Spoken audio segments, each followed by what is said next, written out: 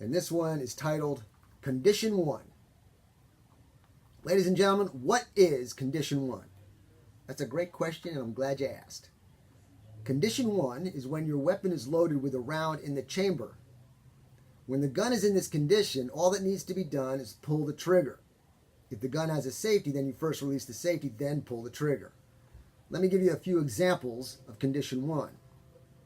On a 1911, it would be a gun with a loaded mag, a round in the chamber, the hammer cocked, and the slide safety on. The hammer cocked, you say? Yes, the hammer is cocked with one in the chamber.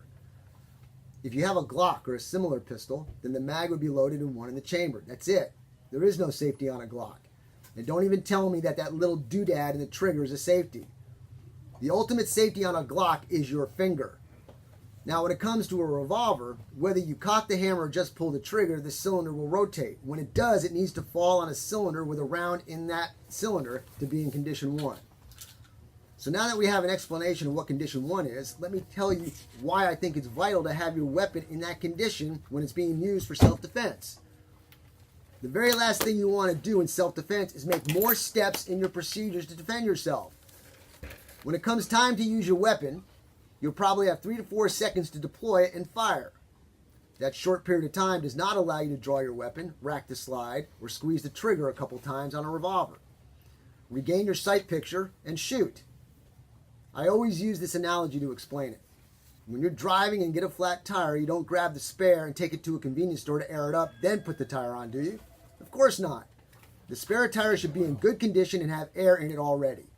The spare tire is ready to go at a moment's notice in case you need to use it.